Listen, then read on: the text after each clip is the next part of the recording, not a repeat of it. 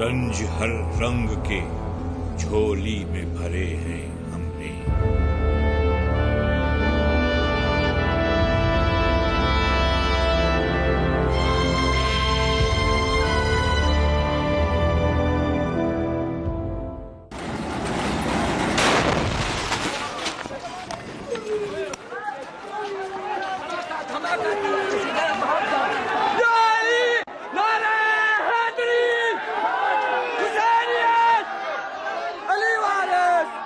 तुम जुलूसों में अज़ा के चलने वाले आगे आगे, सोगवारों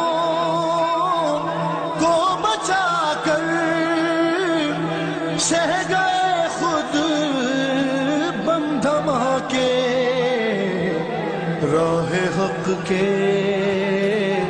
जान सारो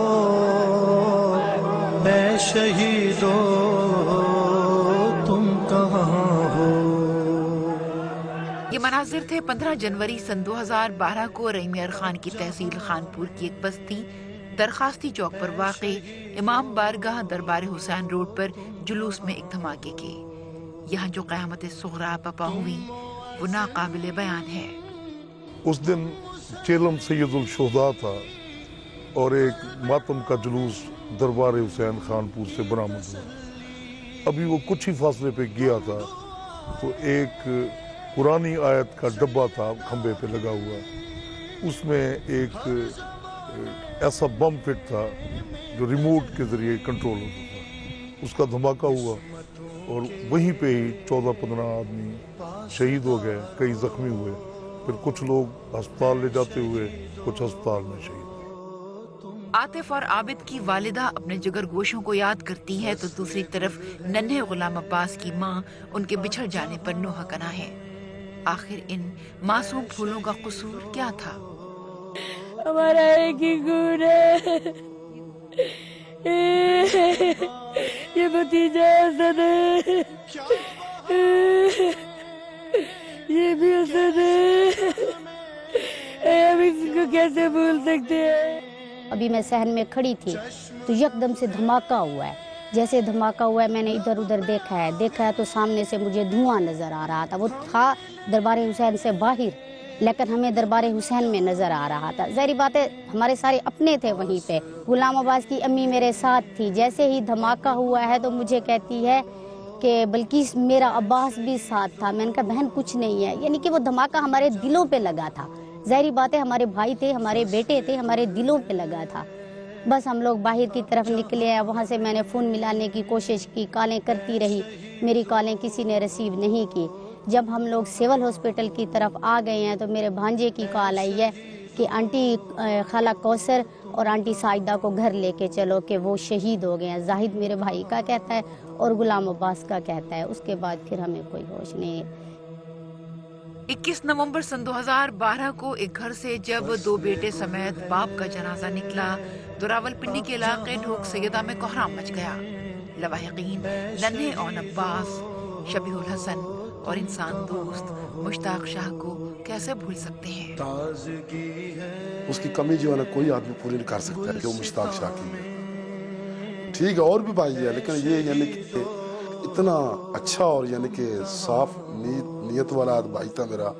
यानी कि मेरा ख्याल रखना, हर वक्त मेरे से बात करना, सलाम करना, उसकी कमी जो है ना कोई दूसरा भाई पूरी नहीं कर सकता। मैं कुछ 4 महीने तक खुदा कसम मैं रात को सोया नहीं। रात को 1 बजे आँख खुल जाती है, बस वो मंजर सामने आ जाता है, वो करबला का मंजर, क़यामत का मंजर, लाशें बिखरी हुई है, अज़ाब बिखरे हुए हैं, कटे हुए हैं। यानी कि मैं बयान कुछ नहीं कर सकता। क़यामत का मंजर था वो। शब्बी जब 2 में था उस वक्त मैं 5 में था। जब वो अब अगर वो होता तो 3 में होता, पर अब वो दुनिया में नहीं। तो ग्राउंड में खेलते थे और ब्रेक टाइम भी साथ ही होते थे। अब तो शब्बी ये तो खेलना मेरे पसंद। चल के राहे बस इनको अल्लाह ही पूछेगा। اللہ ضرور پوچھے گا ان کو. کر دکھایا اس ماں کی طرف دیکھیے کہ جن کے آنسو خشک ہو چکے ہیں. ایسی کئی مائیں ہمارے وطن کے آنگن میں اشکشوئی کی منتظر ہیں. آخر یہ ظلم کیوں، یہ درندگی کیوں، یہ بربریت کیوں، یہ ستم کیوں؟ بہت زیادہ دکھ ہوتا ہے. ماں کے لیے بچوں سے بڑھ کے اور کوئی چیز نہیں ہے. تو بچے ہی نہ رہے تو پھر اس ماں کا جینے کا فائدہ ہی کوئی نہیں. اور یہ بھی کہتی ہے کہ اب میرا زندہ رہنے کا کوئی فائدہ نہیں. ہر وقت یہی کہتی ہے کہ اللہ تعالیٰ مجھے اب موت دے دے. اے شہیدو. مشتاق شاہ صاحب کی جو شخصیت تھی، ایک اتنی خصوصیات تھیں، کتنی خوبیاں ہیں کہ انسان ایک بیان نہیں کر سکتا. ایک انتہائی شفیق باپ کی حیثیت سے انہوں نے وقت گزارا، اور انتہائی ایک جو ہمارا ایک رشتہ تھا ان کے ساتھ. جب بھی ان کے ساتھ ملاقات ہوتی، جب بھی ان کے ساتھ ملنا ہوتا، ان کے گھر آتے تو یعنی کہ اتنی بے چینی سے وہ اتنا کچھ انتظامات کرتے، اتنا خیال رکھتے، اور اتنا پیار، اتنی محبت ملتی کہ انسان بیان نہیں کر سکتا. شاہدی پر رونے والوں اے شہیدو. اس دنیا میں امن کا پرچار کرنا ہمارا فرض ہے کہ امن و آشتی کا دوسرا نام انسانیت سے محبت ہے. اور بقول حضرت امام حسین علیہ السلام کی کہ اگر دنیا میں انقلاب لانا چاہتے ہو تو تہذیب نفس کا آغاز خود سے کرو، دنیا بدل جائے گی. ایک معصوم سا بچہ تھا غلام عباس. تو جب اس کے قریب میرے دوست پہنچے، میں تھوڑا دور تھا، میں اور لوگوں کے پاس تھا، تو اس کو جا کے اس سے پوچھا کہ جی غلام عباس تو کیسا ہے، ٹھیک ہے؟ تو سرائکی میں اس سے پوچھا گیا کہ غلام عباس تو ٹھیک ہی؟ تو اس نے کہا میں ٹھیک ہاں، میں جناب قاسم دی ویل ویندا پیا، میں مطمئن ہاں. اس کے یہ آخری الفاظ یہی تھے. تو ہمارے گھروں میں جو چراغ تھے وہ بجھ گئے. ہمارے گھروں میں جو ہے وہ کوہرام سا ہے. ہماری بیٹیاں بہنیں وہ نیم پاگل ہو چکی ہیں. تم کہاں ہو؟ مجھے تو ابھی تک ایسے لگتا ہے کہ یہ جھوٹ ہے. وہ ابھی واپس آ جائیں گے. ان قتل کر کے جنت کبھی کسی کو نہیں مل سکتی. کہ جیسے انہوں نے ہمیں تڑپایا ہے خدا ان کو تڑپائے.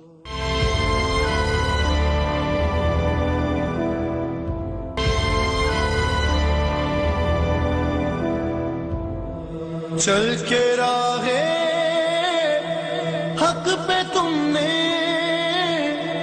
کام ایسا کر دکھایا. شہدائے کربلا سے اپنے وعدوں کو نبھایا. شکارپور کی ایک امام بارگاہ میں ہونے والا دھماکہ ہمیں جھنجھوڑ گیا تو دوسری طرف کوئٹہ کا سید ظاہر شاہ ہمیں یاد آتا ہے، جو 16 اپریل سن 2010 کو ہم سب کو سوگوار کر گیا.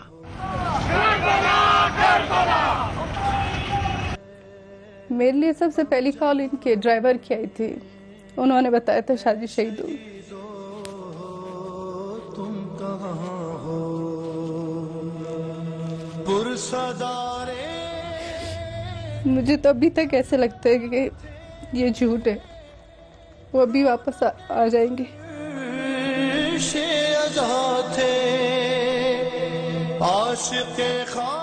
ڈھوک سیدہ راول پنڈی کے سید مظلوم حسین شاہ اپنے بھائی شہید مشتاق شاہ کو یاد کرتے ہوئے معاشرے کے نقائص پر ہماری توجہ مبذول کرانے میں حق بجانب ہے کہ جس پر بیتتی ہے وہی جانتا ہے، بات صرف احساس کی ہے. مشتاق شاہ جی جو ہیں یہ میرے چچا زاد بھائی ہیں، مجھ سے چھوٹے بھی ہیں، اور یہ اپنی چھوٹی سی ان کی دکان تھی، اپنی محنت مزدوری کر کے اپنے بچوں کا پیٹ پال رہے تھے. ہمارا دین اجازت نہیں دیتا کہ کسی کو قتل کیا جائے، نہ ہی دین میں جبر ہے. اس لیے یہ جو ایسا کرتے ہیں یہ انتہائی ظالم اور جہنمی لوگ ہیں. جو جہنم کا آخری درجہ ہے، یہ لوگ وہاں پر ان کو جگہ ملے گی. اس میں کوئی صداقت نہیں. ان قتل کر کے جنت کبھی کسی کو نہیں مل سکتی.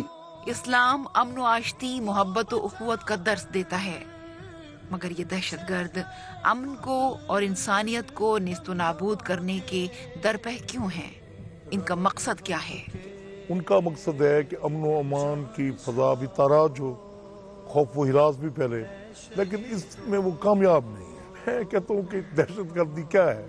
ایک ایسے درندے ہیں، خون آشام بھیڑیے ہیں جو انسانی خون سے ہاتھ رنگ رہے ہیں، جن کو یہ شعور نہیں ہے کہ ان کی اس دہشت گردی کی لپیٹ میں معصوم بچے، بے گناہ خواتین، بوڑھے، کوئی بھی زد میں آ سکتا ہے۔ جس ماں کا کوئی لال ہوگا، جس بہن کا کوئی بھائی ہوگا، جس عورت کا خامند ہوگا، جب وہ اس دنیا سے رخصت ہوگا اس کی زندگی تو ویران ہو گئی۔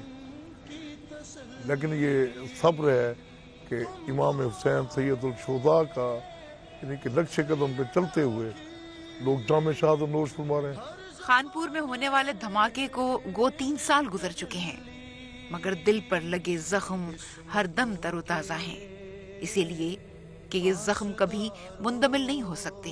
11 شہید ہیں اس بستی کے، ہم کس کس کو روئیں؟ 11 شہید ہیں ہمارے اور 28 ہمارے زخمی ہیں۔